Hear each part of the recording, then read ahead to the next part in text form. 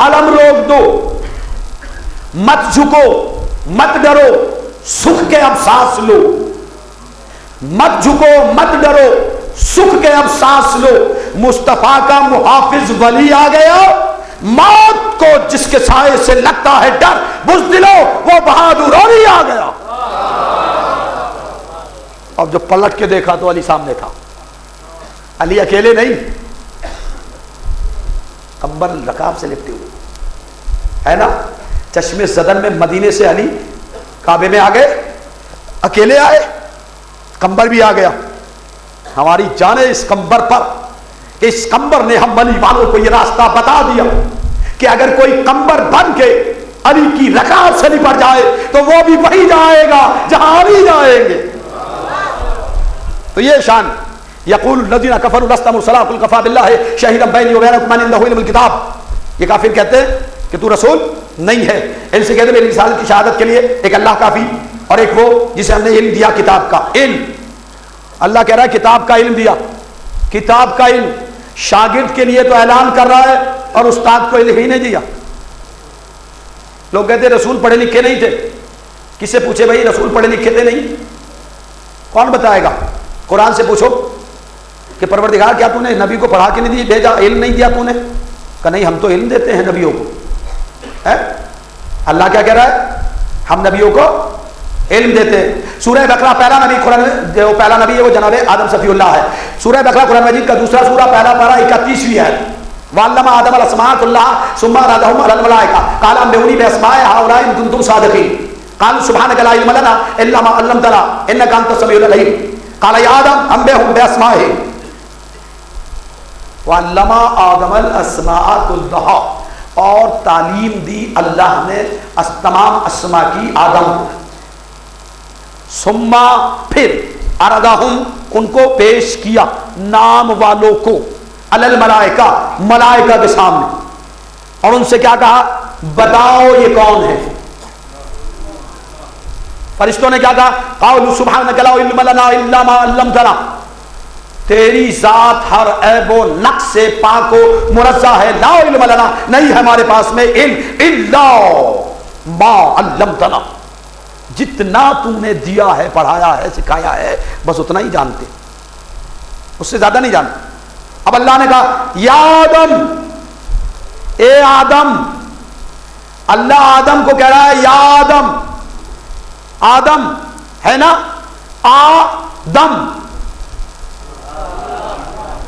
جب آدم میں دم نہیں تھا تب بھی نبی نبی تھا، علی علی تھا، ہے نا؟ تو اللہ نے کیا کہا؟ یا آدم۔ قرآن میں پڑھتے ایک جگہ پر یا ابلیس، لوگ بڑے فخر سے کہتے پڑھتے سے یا ابلیس، یعنی یا ابلیس سنت سمجھ کے کہتے ہیں اور یا علی کہتے ہوئے موت آ جاتی ہے، یہ بدعت ہو جاتا ہے، یعنی شیطان کو تو بڑے پریم سے پکارتے اور علی کی بات آئی تو یا علی کہنا بدعت ہے، یہ بدعت یہاں کہاں چلا جاتا؟ شیطان کو سنت سمجھ کے پکارتے ہو، وہ کہتے ہیں نا یا ابلیس ما منعک ان تسجد لما خلقت بیدی، تجھے اسے سجدہ کرنے سے کس نے باز رکھا جسے میں نے اپنے دونوں ہاتھوں سے بنایا، یہ ہے نا؟ تو اللہ نے آدم سے کہا تم بتاؤ، کس سے کہا؟ آدم سے، کسے بتاؤ؟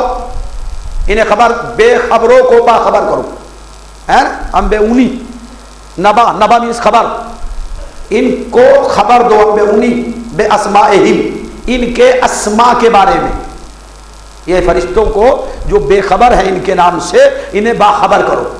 اللہ نے کس سے کہا؟ آدم صفی اللہ سے، ہے نا؟ تم پڑھاؤ انہیں فرشتوں کو۔ ان فرشتوں میں جبریل ہے یا نہیں؟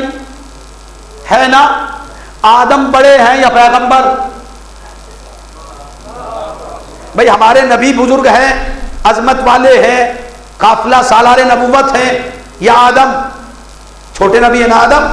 آدم نبی ہے لیکن پیغمبر، اولو العزم میں، اولو العزم پیغمبروں میں بھی سب سے عظیم مرتبے کے متحمل ہے، سید الانبیاء، خاتم النبیین، ختمی مرتبت، مرتبے جس ساتھ پہ ختم ہوتے ہیں اس کا نام محمد ہے نا؟ اتنا بڑا بزرگ رسول یہ چھوٹا نبی فرشتوں سے پڑھا رہا ہے یا پڑھ رہا ہے؟ پروردگار یہ پہلے ہی دن تو نے میٹنگ کال کر کے سارے فرشتوں کو جمع کر کے آدم سے کیوں پڑھوا دیا؟ کہ یہ بتانے کے لیے کہ یہ ترقی کرنے والے، کلمہ پڑھنے والے، کہیں ایسا نہ ہو کہ آخری دور میں آخری نبی کو فرشتے سے پڑھوانے لگے. اس لیے میں سارے فرشتوں کو ایک چھوٹے نبی سے پڑھوا کے بتلا رہا ہوں کہ نبی کہتے ہی اسے ہے جو فرشتے سے پڑھتا نہیں ہے، فرشتے کو پڑھاتا ہے. اور جب پڑھا دیا تو اللہ نے ایوارڈ بھی دیا. وَقُلْنَا يَا آدَمُ اسْكُنْ أَنْتَ وَزَوْجُكَ الْجَنَّةَ وَكُلَا مِنْهَا رَغَدًا حَيْثُ شِئْتُمَا وَلَا تَقْرَبَا هَٰذِهِ الشَّجَرَةَ فَتَكُونَا مِنَ الظَّالِمِينَ. وَقُلْنَا، اور ہم نے کہا، یا آدم اسکن انت وزوجک الجنہ، آدم تم اور تمہاری زوجہ ساکن ہو جائے جنت میں. کیا کہا؟ جنت میں ساکن ہو جائے. جنت میں ساکن ہو جائے، جنت کے مالک نہ ہو جائے. یہ تو نہیں کہا اللہ نے کہ مالک بن جاؤ. کیا کہا؟ ساکن ہو جاؤ، اسٹے کرو جنت میں جا کے، جو دل چاہے وہ کھاؤ، جہاں دل چاہے وہاں جاؤ، جو چیز تمہارا دل کرے اسے پیو. ایک بات رکھنا، لا تقربا هذه الشجرة، اس شجر کے قریب بھی نہ جانا، ہے نا، ورنہ تم نعوذ باللہ ظالموں میں سے ہو جاؤ گے. انہوں نے بیچارے نے پھل کھا لیا. اللہ نے کیا کہا؟ اہبطوا فی الارض مستقر ومتاع الی حین، ایک مدت معین تک تم اب زمین کے اوپر رہو. نکال دیا اب جنت سے. کیا ہو گیا ان سے؟ پھل کھا لیا. کس کا پھل کھایا؟ درخت کا. درخت کہاں تھا؟ جنت میں، ہے نا. درخت کہاں تھا؟ باغ میں. باغ کہاں تھا؟ جنت میں. جنت کس کی ہے؟ فاطمہ زہرا کی، ہے نا.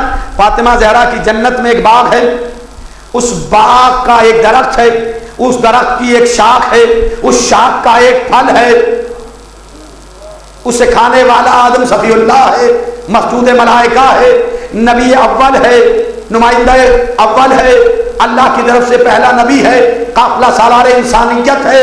اس نے اس باغ کے ایک پیڑ کے ایک شاخ کے ایک پھل کو کھا لیا. اللہ نے اسے جنت سے نکال کے، میں دیکھیں آپ، جنت سے نکال کے بابا آدم کو دنیا میں بھیج دیا، یہ بتانے کے لیے یہ باغ تو فاطمہ کا ہے، یہ جنت تو فاطمہ کی ہے، تو فاطمہ کے باغ کے ایک درخت کی ایک شاخ کے ایک پھل کھانے والے کی یہ حالت کر دی. اللہ نے جنت میں نہیں رکھا.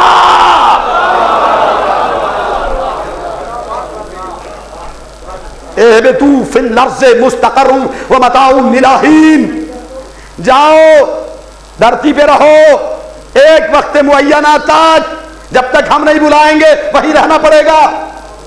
یعنی اللہ نے بتا دیا کہ جب مسجود ملائکہ کو بھی ہے، ارے ایک ہی تو پھل کھایا تھا، ایک پھل کھایا تھا، تو جب ایک پھل کھانے کے بعد اللہ نے زیادہ ٹائم جنت میں نہ رکھا جو پورا باغ کھا جائے. چلو پڑے محمد اول محمد پر.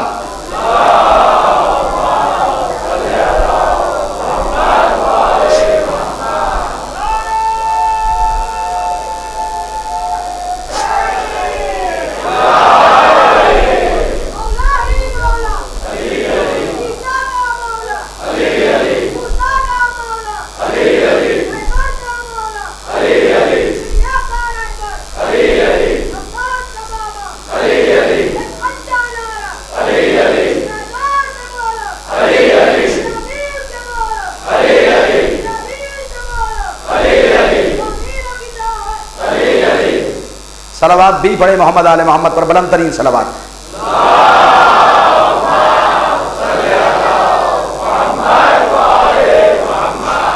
اب چونکہ جناب امیر صاحب کا حکم ہے کہ جناب امیر کے فضائل اب کم کرے جائیں، اس لیے کہ وہ مجھے وقت کی طرف لے جا رہے ہیں، لیکن بیچارہ وقت خود مجبور ہے. اس میں 12 ہی ہلسے رکھے ہیں اور 3 کانٹے رکھے اس میں. ان کی ذمہ داری ہے کہ تم طواف کرتے رہو 12 کا. یہی ہے نا. رکنا نہیں، گھومتے ہی رہنا، اور اگر رک گئے تو اوقات بھول جائے گا انسان، یہ ہے نا۔ تو خیر بہرحال وقت بڑا بے وفا ہے۔ میں جو بات کہہ رہا تھا میں جلدی سے میں آیتوں کو پیش کر دوں آپ کے سامنے کہ اللہ نبی کو پڑھاتا ہے یا جبریل یا فرشتے آگے پڑھاتے ہیں۔ یہ بات تھوڑی سی، میں بہت زیادہ آیتیں نہیں، ساری آیات کو محذوف کرتے ہوئے بس تھوڑی سی میری طرف متوجہ رہیں، انسان سماعتوں کو ملتفت رکھیں۔ اللہ نے آدم کو پڑھایا یا فرشتوں نے پڑھایا؟ کس نے علم دیا؟ اللہ نے دیا نا۔ سورہ مائدہ قرآن مجید کا 5واں سورہ 7واں پارہ آیت نمبر 110 جناب عیسیٰ کے لیے کہہ رہا ہے اذ علمتک الکتاب والحکمت والتوراۃ والانجیل، اس وقت کو یاد کرو کہ جب ہم نے تمہیں تعلیم دی، کتاب کی، حکمت کی، انجیل کی۔ کون کہہ رہا ہے؟ اللہ۔ کس سے کہہ رہا ہے؟ روح اللہ سے۔ ہم نے یا پڑھایا تمہیں؟ یعنی جناب روح اللہ کو مریم نے نہیں پڑھایا، ان کے نانا عمران نے نہیں پڑھایا، ان کی نانی حنا نے نہیں پڑھایا۔ اللہ کہہ رہا ہے ہم نے پڑھایا تمہیں کتاب اور حکمت کی تعلیم۔ کس نے دی؟ اللہ نے دی ہے۔ سورہ یوسف قرآن مجید کا 12واں سورہ 13واں پارہ آیت نمبر 101 قد آتیتنی وعلمتنی من تاویل الاحادیث، پروردگار تو نے مجھے حکومت دی اور تاویل احادیث کا علم دیا، ہے نا؟ کس نے کہا؟ یوسف نے۔ تو نے تعلیم دی ہے مجھے، میرے باپ یعقوب نے مجھے نہیں پڑھایا، مجھے یعقوب نے نہیں پڑھایا۔ سورہ کہف 18واں سورہ 15واں پارہ 65ویں آیت وَعَلَّمْنَاهُ مِن لَدُنَّا عِلْمًا، جناب خضر کے لیے اللہ نے کہا ہم نے اپنے پاس سے خضر پیغمبر کو علم دیا، ہم نے پڑھایا۔ سورہ نمل 27واں سورہ 19واں پارہ 15ویں آیت لَقَدْ آتَيْنَا دَاؤُدَ وَسُلَيْمَانَ عِلْمًا، داؤد کو بھی ہم نے علم دیا، سلیمان کو بھی ہم نے پڑھایا۔ سورہ قصص 28واں سورہ 19واں پارہ 14ویں آیت جناب موسیٰ کے لیے آتیناہ حکما و علما، ہم نے موسیٰ کو فہم سلیم بھی عطا کی ہے اور علم بھی ہم نے عطا کیا۔ موسیٰ کو ہم نے فہم سلیم بھی دی اور علم بھی عطا کیا۔ سورہ انبیاء 21واں سورہ 17واں پارہ 74ویں آیت وَلُوطًا آتَيْنَاهُ حُكْمًا وَعِلْمًا، لوط پیغمبر کو ہم نے علم بھی دیا ہے، فہم سلیم بھی عطا کی ہے۔ پھر اس کے بعد سورہ انبیاء 21واں سورہ 17واں پارہ آیت نمبر 80 وَكُلًّا آتَيْنَاهُ حُكْمًا وَعِلْمًا، ہم نے ہر نبی کو فہم سلیم بھی دی ہے اور علم بھی عطا کیا ہے۔ ارے اللہ تو کہہ رہا ہے ہر ایک نبی کو پڑھا دیا، ملا کہہ رہا ہے نبی پڑھا لکھا ہی نہیں ہے۔ اللہ نے کہا ہر ایک کو پڑھا دیا ہم نے۔ پروردگار معاملہ تو تیرے نبی کا ہے، آخری کا، یہ بتا تو نے آخری نبی کو پڑھا کے بھیجا یا نہیں؟ تو آواز آئی سورہ نساء قرآن مجید کا 4واں سورہ 5واں پارہ آیت نمبر 113 وَعَلَّمَكَ مَا لَمْ تَكُنْ تَعْلَمْ، محمد ہر وہ علم جو تم نہیں جانتے تھے ہم نے تمہیں پڑھا دیا۔ اللہ تو کہہ رہا سب کچھ پڑھا دیا، اور کچھ لوگ تلے ہوئے ہیں کہ یہ پڑھا لکھا نہیں تھا، ہے نا؟ پڑھا لکھا نہیں تھا۔ سورہ دخان 44واں سورہ 25واں پارہ 32ویں ہے لقد اخترناہم علی علم علی العالمین، ہم نے کسی بھی نبی کو ہم نے جہالت کے بیس پہ نبی نہیں بنایا، علم کے بیس پہ نبی بنایا ہے، جہالت کے بیس پہ نہیں، علم کے بیس پہ ہم نبی بناتے ہیں، ہے نا؟ علم تو علم آدم کہاں پیدا ہوئے، کہاں بنائے گئے؟ جنت میں۔ نوح بھی دنیا میں بنائے گئے، اپنے گھر میں پیدا ہوئے، ابراہیم اپنے گھر میں، اسماعیل اپنے گھر میں، ہر نبی اپنے گھر میں۔ تو جو اپنے گھر میں پیدا ہو رہے تھے جب اللہ انہیں پڑھاتا ہے تو جو اللہ ہی کے گھر میں آئے تو آواز آئی کُلَّ شَيْءٍ نَحْصَيْنَاهُ فِي إِمَامٍ مُبِينٍ، ہے نا؟ سورہ یاسین 36واں سورہ قرآن مجید کا 22واں پارہ 12ویں آیت اِنَّا نَحْنُ نُحْيِي الْمَوْتَ وَنَكْتُبُ مَا قَدَّمُوا وَآثَارَهُمْ وَكُلَّ شَيْءٍ أَحْصَيْنَاهُ فِي إِمَامٍ مُبِينٍ، كُلَّ شَيْءٍ أَحْصَيْنَاهُ فِي إِمَامٍ مُبِينٍ، ہم نے ہر شے کا احصاء امام مبین کی ذات پاک نے مدیت کر دیا۔ احصاء، ایسا کسے کہتے ہیں؟ اٹھائیے المنجد ڈکشنری القاموس اٹھائیے۔ ایسا ایک ایسی کاؤنٹنگ ہے کہ جسے کاؤنٹنگ کرنے والا فراموش نہیں کرتا۔ عرب میں جب جاہل لوگ گنتی نہیں جانتے تھے، اور آج بھی میتا اور الفا سے آگے گنتی نہیں ہے 100 ہے یا 1000 ہے، ایسا ہی نا قبلہ؟ وہی یہ ہے میتا، اسی میں بڑھاتے رہتے ہیں. لیکن یہاں نہیں، اکائی دائیں سینکڑا ہزار 10,000 لاکھ 10 لاکھ کروڑ 10 کروڑ ارب 10 ارب خرب 10 خرب نیل 10 نیل شنکھ 10 شنکھ، یہ سب چیزیں کہاں؟ وہاں کچھ نہیں ہے. وہاں تو 100 ہے یا 1000 ہے بس، اس کے بعد گنتی نہیں.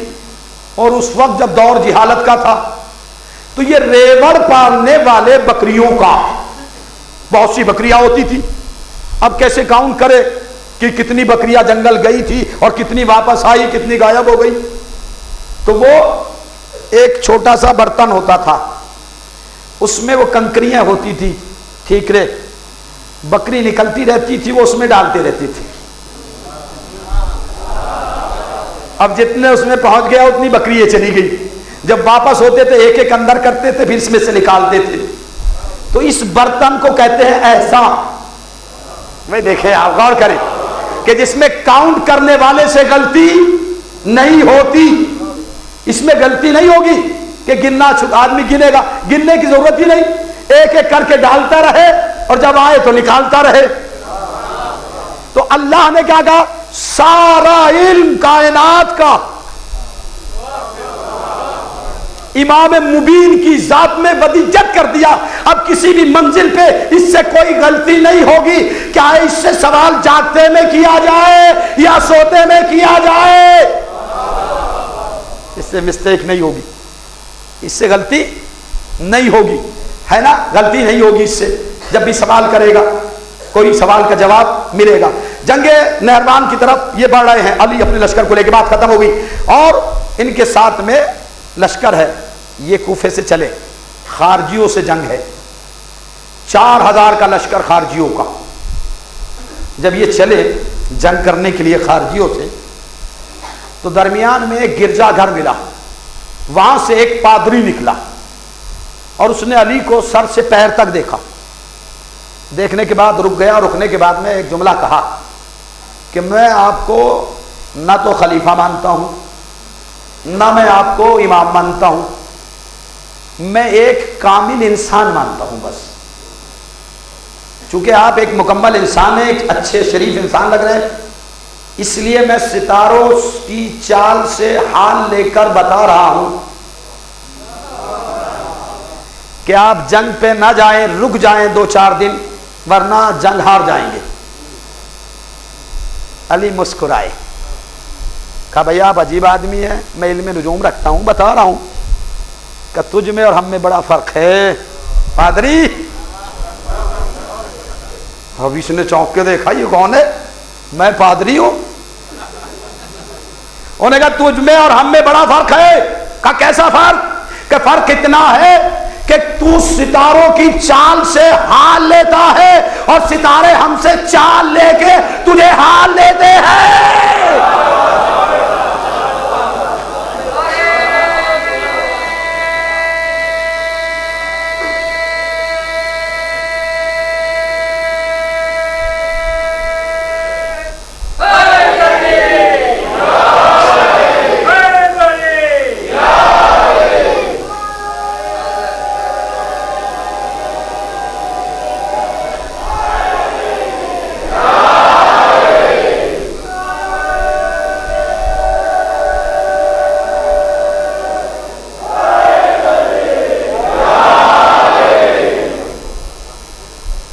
تو عجیب آدمی ہے بھائی. اب علی چلنے لگے، آگے بڑھنے لگے، تو یہ بھی اپنے ہمراہیوں کے ساتھ آگے بڑھا کہ یہ آدمی کوئی معمولی دکھائی نہیں دیتا. جب چل رہے تھے تو ایک آدمی سامنے سے دوڑتا ہوا آیا اور اس نے آنے کے بعد میں کہا مولا کائنات وہ نہر تبرستان کے پل سے ادھر چلے گئے. امام نے کہا کوئی نہیں گیا، سب ادھر ہے. یہ کہہ کے پھر آگے بڑھے. پھر ایک سپاہی دوڑتا ہوا آیا، مولا وہ پل کے ادھر چلے گئے. امام نے کہا کوئی نہیں گیا، سب ادھر ہی ہے. پھر چلے. پھر جیسے ہی ایک شخص نے آنے کے بعد میں کہا تو مزاج امامت بدل گیا. ایک مرتبہ خطرناک ہو کے کہا تمہیں نہیں پتا، تم بار بار کہہ رہے ہو چلے گئے. سنو، ابو طالب کا بیٹا کہہ رہا ہے واللہ ما کذبت کذبا، رب اکبر کی قسم اس زبان پہ کبھی جھوٹ طاری نہیں ہوا، نہ میں نے جھوٹوں کی گود میں آنکھ کھولی ہے، نہ جھوٹے کے ماحول میں رہا ہوں، نہ جھوٹوں کے سامنے بیٹھا ہوں، نہ جھوٹوں کے ساتھ پرورش کی ہے۔ جو کہہ رہا ہوں وہ صحیح کہہ رہا ہوں، یہ کہہ کے علی چلے۔ اور یہ جو پادری تھا، یہ حیرت کی تصویر بنا ہوا ساتھ میں ہے، یہ کیا کیسا آدمی ہے۔ اس کے بعد خطبے، 2 خطبے ہیں نہج البلاغہ میں مولا کائنات کے، اسی پس منظر میں کہے تھے مولا کائنات نے جنگ نہروان کے موقع پر، پڑھ لیجئے گا جا کے۔ ایک خطبہ 59 نمبر پہ ہے اور ایک شاید 91 پہ ہے، تو آپ دیکھیے گا خطبے میں، پڑھیے گا، مزہ آئے گا اس میں۔ تو اب اس کے بعد جو آنے کے بعد کسی نے کہا، تو کہا دیکھو ابو طالب کا بیٹا اللہ کی زبان والی زبان بول رہا ہے،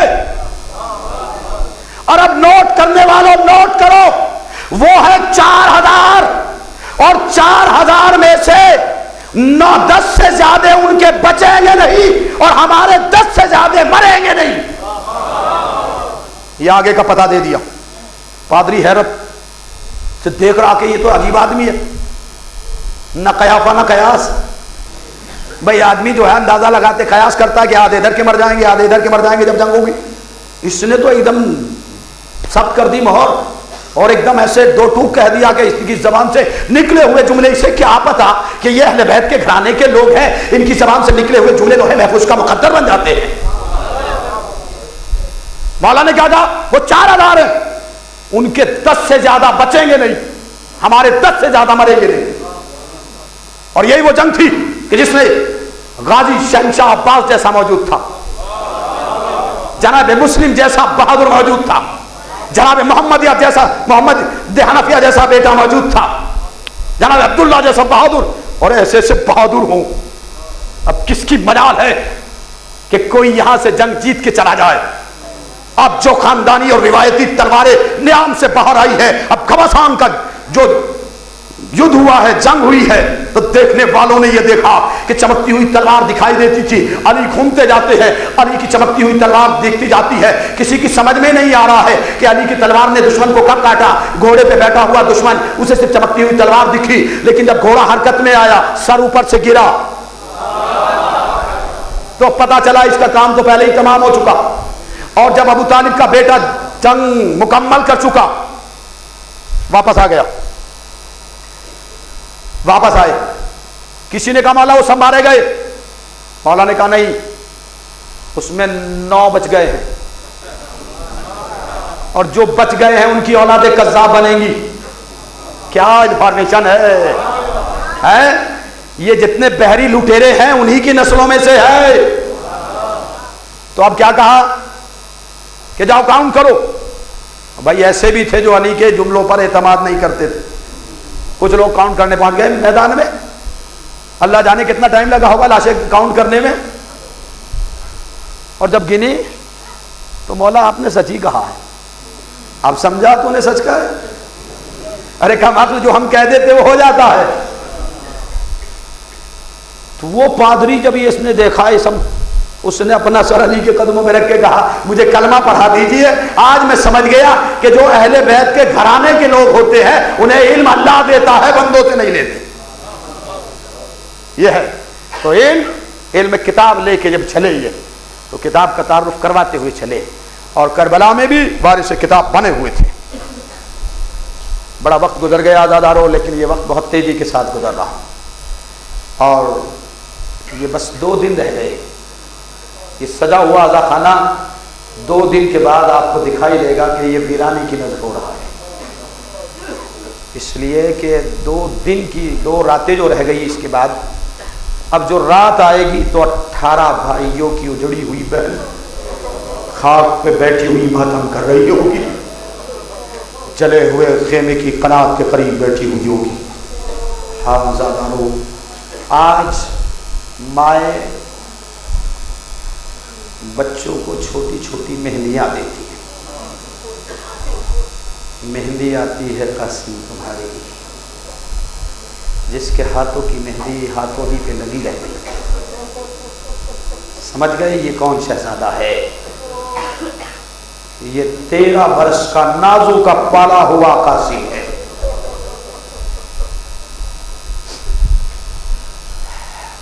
امام حسن کو جب جودہ بنت اشعث نے زہر دیا،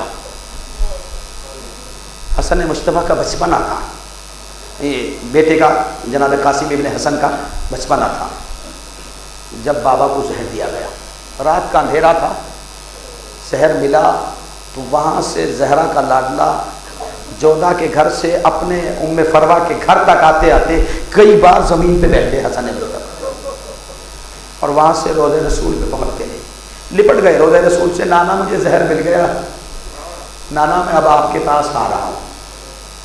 رات کا وقت ہے عزادارو، حسن مشتبہ ام فروا کے حجرے کے قریب گئے، دق الباب کیا، کھڑے ہونے کی طاقت نہیں تھی، بیٹھ گئے دروازے پر۔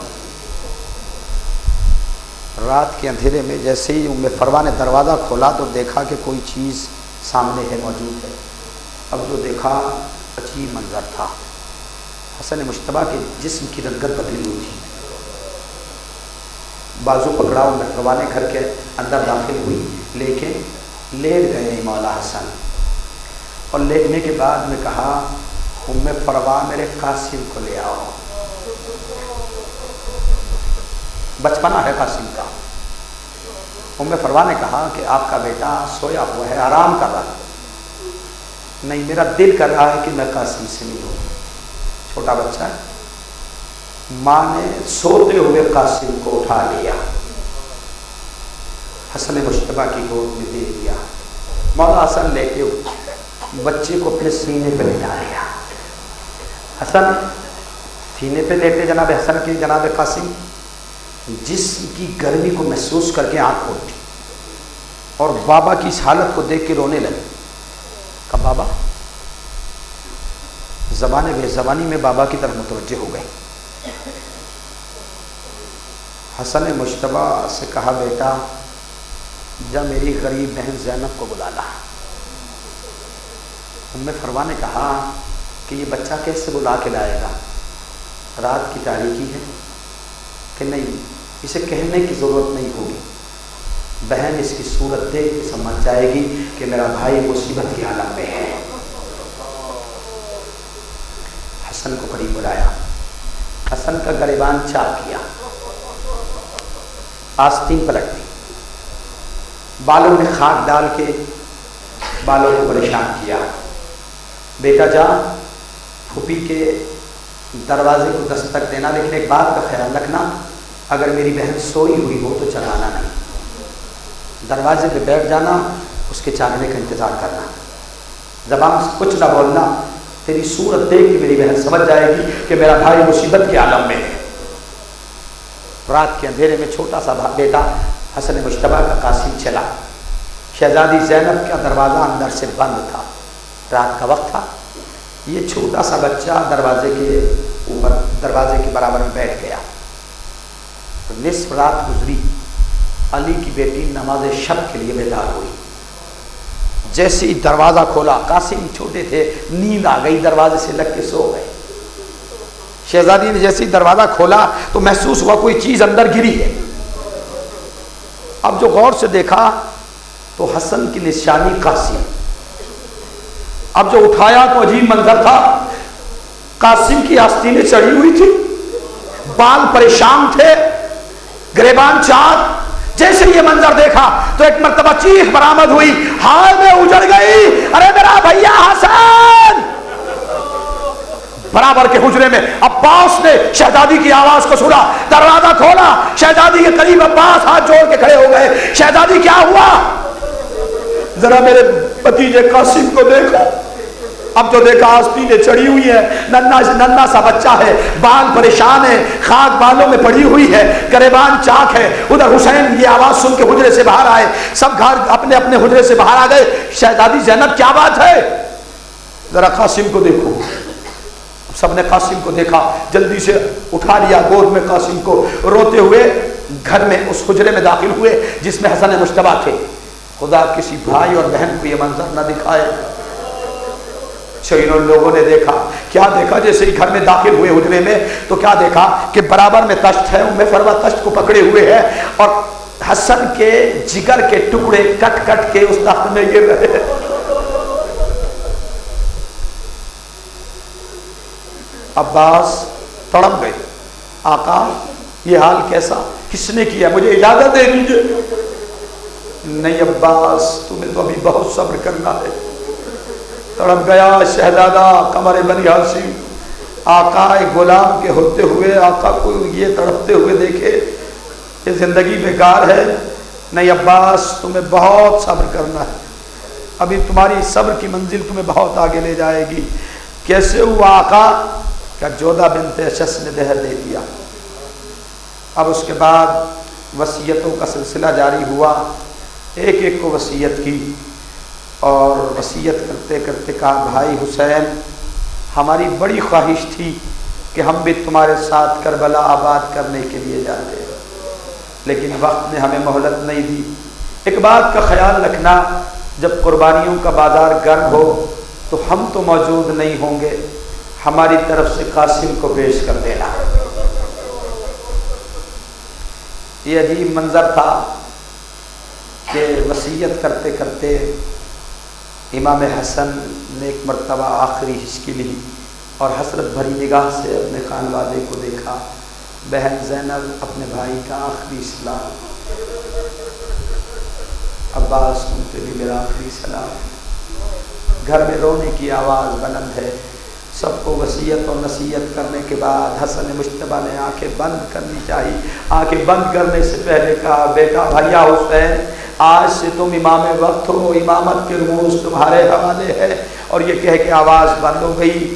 لیکن میں کہوں گا اے حسن مجتبیٰ کم سے کم آپ کو کفن پہنانے کے لیے،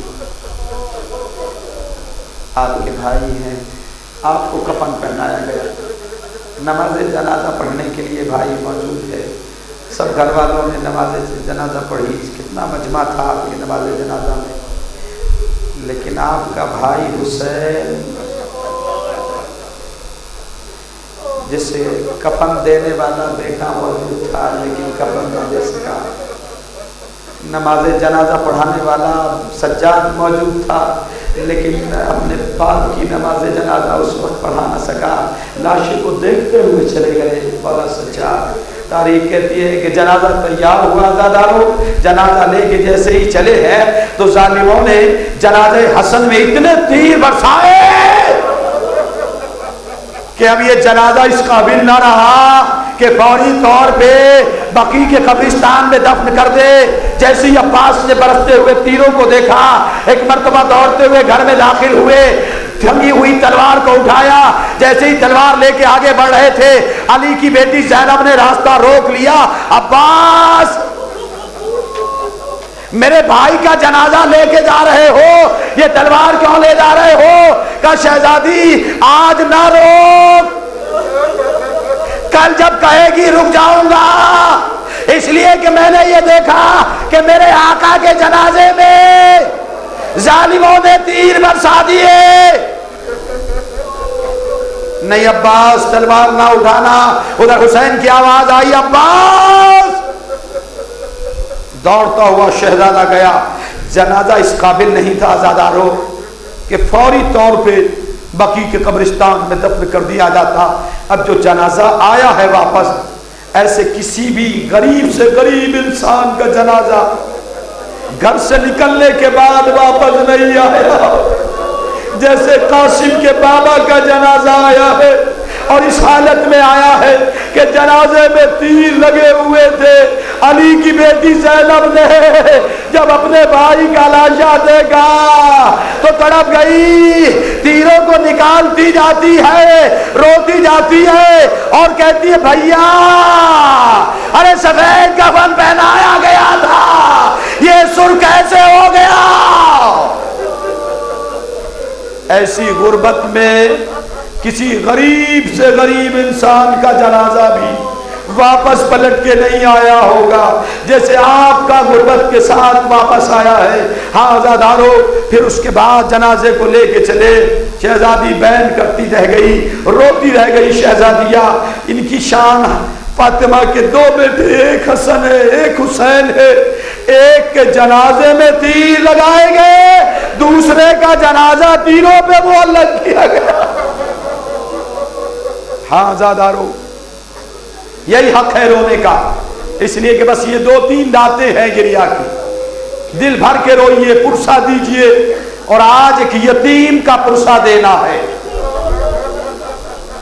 ایک یتیم قاسم کا پرسہ دینا۔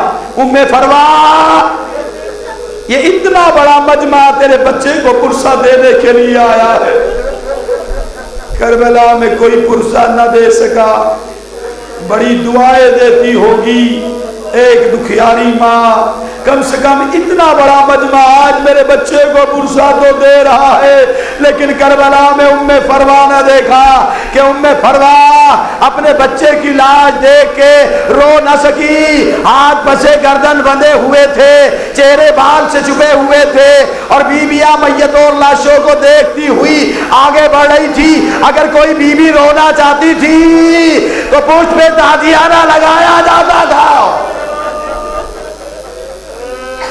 ہاں زادارو، اب اس کے بعد تاریخ کہتی ہے کہ جنازے کو دفن کر دیا گیا۔ قاسم کا عالم یہ تھا کہ قاسم کے بابا کا سایہ سر سے اٹھنے کے بعد حسین باپ کا سایہ بن کے قاسم کے سر پہ موجود رہی، کسی بھی منزل پہ یہ احساس نہیں ہونے دیا قاسم کو کہ تیرا بابا اس دنیا میں نہیں۔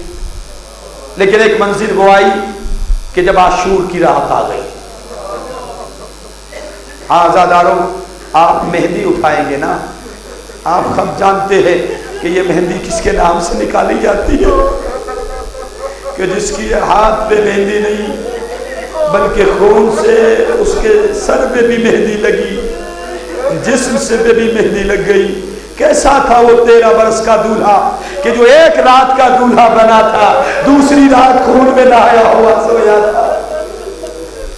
آزادارو، یہ عجیب شہید تھا کربلا کا کہ شب عاشور ہر ماں اپنے بچے کو سامنے بٹھائے ہوئے کہہ رہی تھی کل عاشور کا دن ہے، کل قربانیوں کا دن ہے، کل قربانیاں دینا ہے۔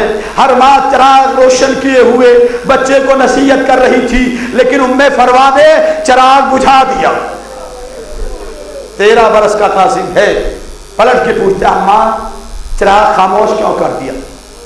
کہا بیٹا تیرا انکار کوئی دیکھ نہ لے۔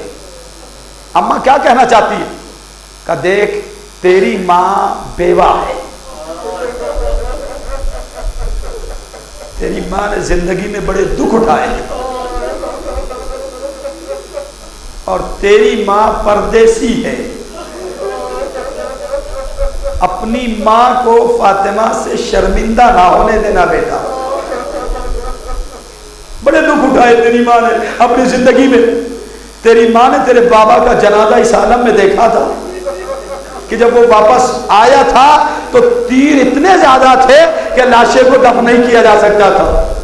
13 برس کا قاسم ہے اور باپ کی شہادت کو بتایا جا رہا ہے، چھوٹا سا بچہ ہے قاسم، سنتا جا رہا ہے، سنتا جا رہا ہے، ماں کہتی جا رہی ہے۔ یہی قاسم تھا کہ جو حسین کے پاس میں پہنچا، چچا اجازت دے دیجیے، بیٹا میں نے تجھے بڑی منتوں سے پالا ہے، کس دل سے تجھے اجازت دے دی؟ جب اجازت نہ ملی تو خیمے میں آ کے بیٹھ گئے قاسم، رونا شروع کیا۔ روتے ہوئے قاسم کو ام فروا نے دیکھا اور اٹھا لیا، اوپر ہاتھ بازو پکڑا، بیٹا کھڑے ہو جاؤ۔ لپٹ گئی ماں اپنے بچے سے، بیٹا تو یتیم ضرور ہے اور ایک بیوہ ماں تجھے روتے ہوئے نہیں دیکھ سکتی، رونے کا مقام کیا ہے؟ کہا چچا اجازت نہیں دے رہے۔ ام فروا کو چلتے وقت حسن مشتبہ نے ایک تعویذ دیا تھا کہ یہ قاسم کے بازو پہ باندھ دینا، جب مصیبت آئے میرے حسین پر اور قربانیوں کا وقت آئے اور قاسم کی قربانی کا مرحلہ آئے تو یہ تعویذ حسین کو دے دینا۔ جلدی سے کہا بیٹا تیرے بازو پہ ایک تعویذ ہے، ہاتھ پکڑ لیا، قاسم کا، اور ہاتھ میں حسن مشتبہ کی تحریر لے کے ام فروا حسین کے خیمے میں داخل ہوئی۔ بیٹھے ہوئے حسین جیسے ہی ام فروا داخل ہوئی، کھڑا ہو گیا میرا صابر امام۔ بھابھی آپ؟ ہاں، آپ کے بھائی کی تحریر لائی ہو۔ اللہ اکبر، بھائی کا خط ایک بھائی کو غربت کے عالم میں ملا، بھائی کی تحریر کو غصے دیے، آنکھوں سے لگایا، اب جو تحریر پڑھنا شروع کی، تحریر پڑھتے جا رہے ہیں، مولا حسین روتے جا رہے ہیں، ادھر قاسم بھی روئے، حسین بھی روئے، اتنا روئے تاریخ بتاتی ہے کہ حسین روتے روتے بے ہوش ہو کے خیمے میں گر گئے۔ فضا جب آئی تو دیکھا ایک طرف قاسم بے ہوش پڑے ہوئے ہیں، ایک طرف حسین بے ہوش پڑے ہوئے ہیں، اور ایک خط پڑا ہوا ہے۔ جلدی سے فضا نے وہ خط اٹھایا، شہزادی زینب کے پاس میں پہنچی، شہزادی غضب ہو گیا، میرا آقا بے ہوش پڑا ہوا ہے خیمے میں اور قاسم بھی بے ہوش ہے، اور وہاں پر یہ خط تھا۔ شہزادی زینب نے خط کو لیا، جیسے ہی پڑا تڑپ گئی۔ بھائی کا وہ منظر سامنے آ گیا کہ جب زخمی لاشا گھر میں واپس آیا تھا، روتی ہوئی زینب حسین کے خیمے میں داخل ہوئی اور بازو پکڑ کے گز سے جگایا مولا حسین کو، اور قاسم کو بھی جگایا۔ حسین نے کہا قاسم یہ میرے بھائی کی تحریر نہیں لائے ہو، یہ موت کا پروانہ لائے ہو۔ بیٹا خدا حافظ، مل گئی اجازت قاسم کو، 13 برس کا قاسم ہے عزادارو۔ بس آخری جملے سن لو، اس لیے کہ پرسا ایک یتیم کا ہے، پرسا ایک بیوہ کو دینا ہے، اس بیوہ ماں کو پرسا دینا ہے کہ جس نے اپنے وارث کے لاشے کو بھی دیکھا تھا اور اب قاسم کے لاشے کو بھی دیکھنے کے لیے بے چین ہے۔ ایک ہی جملہ کہہ دیا تھا نا ام فروا نے، اے بیٹا قاسم اپنی بیوہ ماں کو پریشان نہ کرنا، شہزادی سے شرمندہ نہ کرنا، تیرے بابا کے لاشے کو پلٹتے ہوئے دیکھا۔ کھڑا ہو گیا 13 برس کا قاسم، اے اماں ارے میرے بابا کا لاشا واپس تو آ گیا تھا، تب تو مانے گی کہ میرا لاشا بھی واپس نہیں آئے گا، میری لاش کے ٹکڑے۔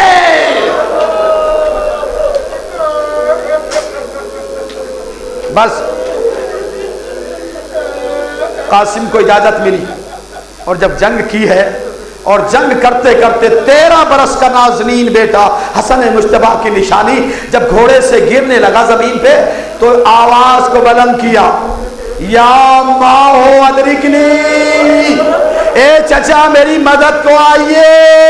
ایک غریب چچا دوڑتا ہوا گیا، فوجوں میں بھگدڑ مچ گئی، یہ اکیلا بچہ ہے اہل بیت کے گھرانے کا کہ جس کا لاشا 2 بار پامال کیا گیا، ایک بار شہادت کے بعد، ایک ابھی قاسم زندہ تھا کہ 1300 گھوڑے اس 1300 برس کے نازنین جسم سے 1300 گھوڑے اس 13 برس کے نازنین جسم سے گزر گئے۔ اب جو حملہ کیا فوجیں ادھر کی ادھر بھاگی، ادھر سے ادھر بھاگی، بیچ میں قاسم پڑا ہوا ہے، گھوڑے کے گدا جیسے ہی سینے پہ آتے ایک آواز بلند ہوتی، اے چچا اے چچا۔ حسین دوڑتے ہوئے قاسم کے جسم کے پاس، لاشے کے پاس اس وقت پہنچے کہ جب لاش پامال ہو چکی تھی گھوڑوں سے، ابھی قاسم زندہ تھے کہ گھوڑوں سے پامال کر دیا گیا لاشا۔ تاریخ کہتی ہے کہ ایک مرتبہ حسین اس لاشے کے پاس پہنچ گئے، اور پاس پہنچنے کے بعد لاش کے بکھرے ہوئے ٹکڑے، عزادارو میں نے پڑھ دیا، آپ نے سن لیا، کوئی حسین سے پوچھے کہ اس یتیم کی لاش کے بکھرے ہوئے ٹکڑوں کو دیکھ کے حسین نے کیسے صبر کیا ہوگا۔ بس ایک مرتبہ اتنا ضرور کہا آسمان کی طرح رک کر کے، اے میرے اللہ ارے میں غریب ہو گیا۔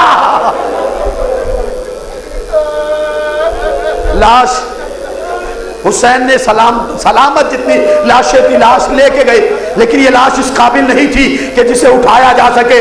بس حسین نے اپنے کاندھے سے ابا اتاری، عرض نینوا پہ بچھائی، لاش کے بکھرے ہوئے ٹکڑے سمیٹے، اور سمیٹنے کے بعد ایک گٹھڑی بنا کے زہرا کا بیٹا خیمے کی طرف چلا، آواز دی، اے ام فروا، ارے تیرے بیٹے کا لاش آ گیا. بیویاں جمع ہوئی، لاش نظر نہیں آئی، ایک گٹھڑی لاش کے ٹکڑے، آئے کہاں سے، آئے کہاں سے.